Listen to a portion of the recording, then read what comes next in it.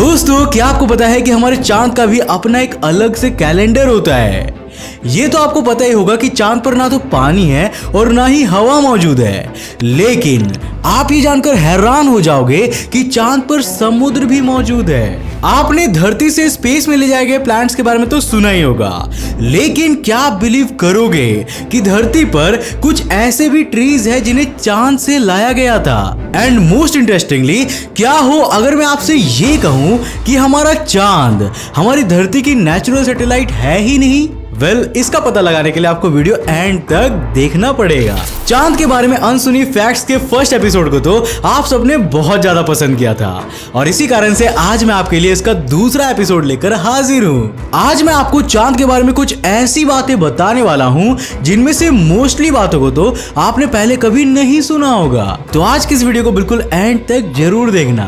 तो hello guys, मैं आकाश शेखर। चलिए शुरू करते हैं आज के इस नए एपिसोड को। सबसे पहले बात करते हैं ल्यूनार कैलेंडर की। दोस्तों, जिस तरह यहाँ धरती पर हम हर साल का कैलेंडर बनाते हैं या फॉलो करते हैं, उसी तरह चांद का भी एक अपना कैलेंडर होता है। हमारे देश भारत में हम IST यानी कि इंडियन स्टैंडर्ड टाइम के हिसाब से टाइम को कैलकुलेट करते हैं। वही यूनाइटेड किंगडम में GMT यानी कि ग्रीनविच मीन टाइम और चाइना में CST यानी कि चाइनीज स्टैंडर्ड टाइम के हिसाब से टाइम को कैलकुलेट किया जाता है। ठीक इसी तरह हमारे चांद का टाइम ल्यूनार स्टैंडर्ड टाइम के आधार पर कैलकुलेट किया जाता है। एक ल्यूनार ईयर में होते हैं टोटल 12 दिन। जी हाँ, महीने नहीं बल्कि 12 दिन। चांद का एक दिन 29.53 अर्थ डेज के बराबर होता है। मतलब यहाँ पर 14.77 अर्थ डेज का एक दिन होता है और वहीं 14.77 अर्थ डेज की एक रात होती है। इस तरह चांद पर एक साल धरती के 354 डेज के बराबर होती है। चांद का हर दिन 30 साइकिल्स में डिवाइड किया गया है।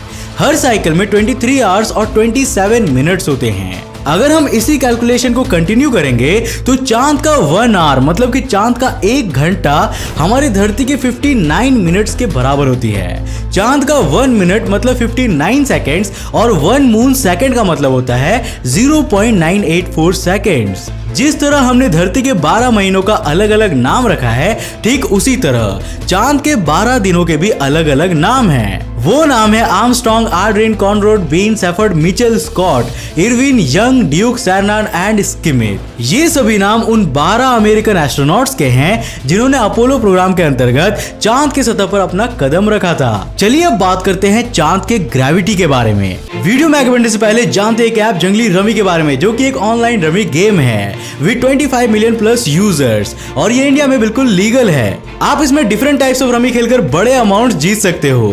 अभी जस्ट इनका 10 करोड़ RPL 9 टूर्नामेंट खत्म हुआ है और अभी इस ऐप में new year 7.5 crore tournament series live हो चुकी है, जिसमें फर्स्ट प्राइज विनर को मिलेगा पूरे 50 लाख।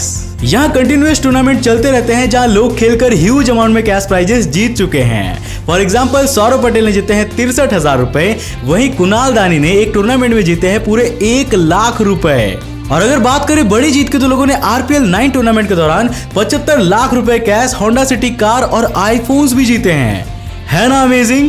केवल कैश ही नहीं, लगातार मेहनत और स्किल्स के दम पर गुजरात के केतन माकवान और तमिलनाडु के पुरुषोत्तमन ने अपनी ड्रीम बाइक बुलेट भी जीता है। अभी इनका एक वेलकम बोनस ऑफर चल रहा है जहां आपको 100% ज्वाइनिंग बोनस मिलता है। आप 0 विड्रॉल फी में अपने पैसों को विड्रॉ कर सकते हो। पैसे विड्रॉ करने के लिए आपका KYC अपडेटेड होना चाहिए। आप अपने दोस्तों को रेफर करके 1000 रुपीज ईच रेफर पर भी कमा सकते हो। आपके क्वेरीज को सॉल्व करने के लिए इनका कस्टमर सपोर्ट डिफरेंट लैंग्वेजेस में अवेलेबल है। ये ऐप प्ले स्टोर में अवेलेबल नहीं है, ये एक एपीके फाइल है जिसका लिंक मैंने नीचे डिस्क्रिप्शन में दे दिया है। तो जल्दी से नीचे डिस्क्रिप्शन में दिए हुए लिंक पे क्लिक करो, इस ऐप को डाउनलोड करो और जंगली रमी खेलो।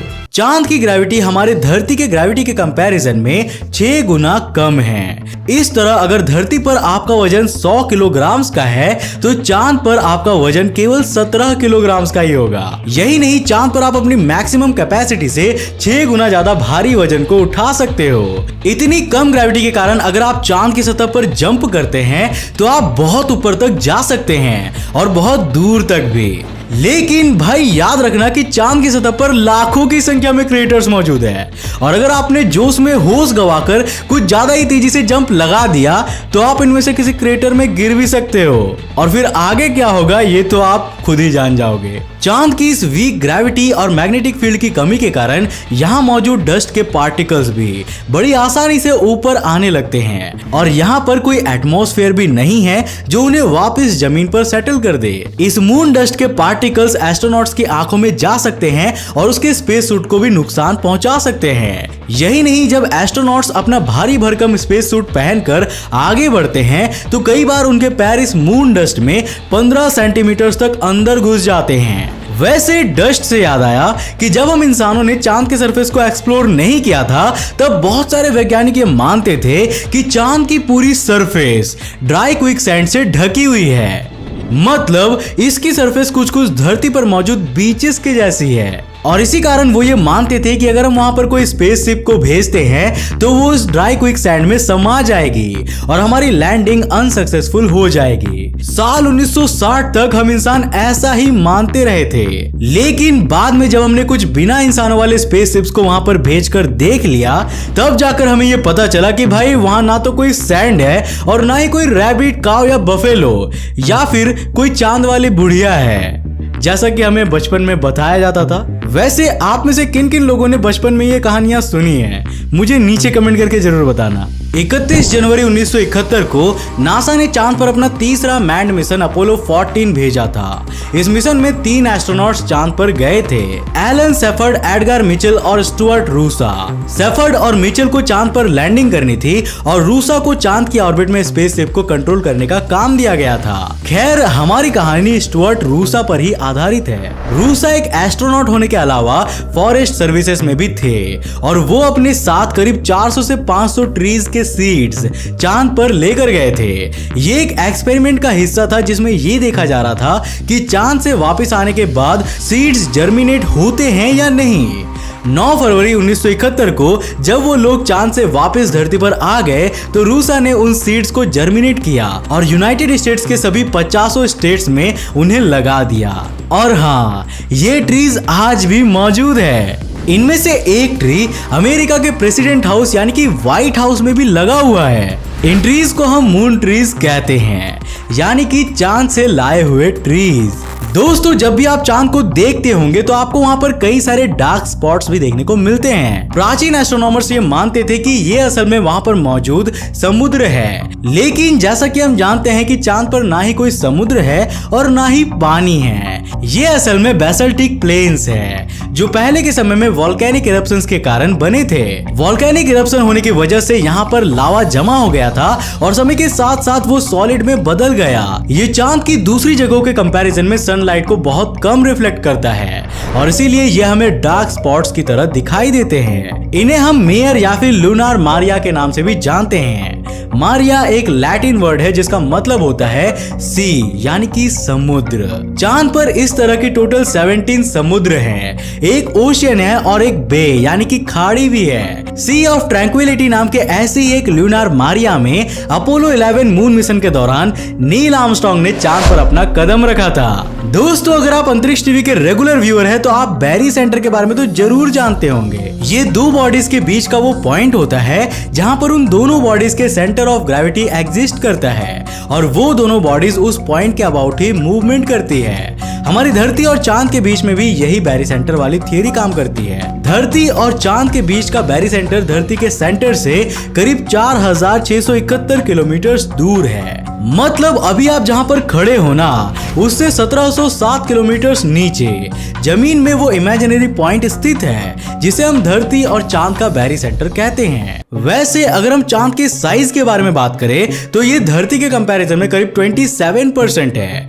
अगर हम सोलर सिस्टम के किसी भी दूसरे सैटेलाइट्स को देखेंगे तो वो अपने प्लैनेट के कंपैरिजन में इतनी बड़ी नहीं है, लेकिन हमारा चांद धरती का 1/4 है। सोलर सिस्टम में हमें ऐसे और केवल 2 ही एग्जांपल्स मिलते हैं। पहला है प्लूटो और उसका मून सैरोन और दूसरा है एरिस और उसका मून डिस्नोमिया। साल 2006 में इंटरनेशनल एस्ट्रोनॉमिकल यूनियन की जनरल असेंबली में एक प्रपोजल लाया गया था कि प्लूटो और सैरन को ड्वार्फ प्लैनेट और मून नहीं बल्कि एक डबल प्लैनेट सिस्टम माना जाए। डबल प्लैनेट सिस्टम दो बॉडीज की ऐसी अरेंजमेंट होती है जहां उनके मास और साइज में बहुत बड़ा अंतर नहीं होता। इस प्रपोजल के अनुसार तो हमारी धरती और उसका चांद भी एक डबल प्लैनेट सिस्टम बना रहे हैं, मतलब हमारा चांद भी इसके अनुसार एक प्लैनेट ही है।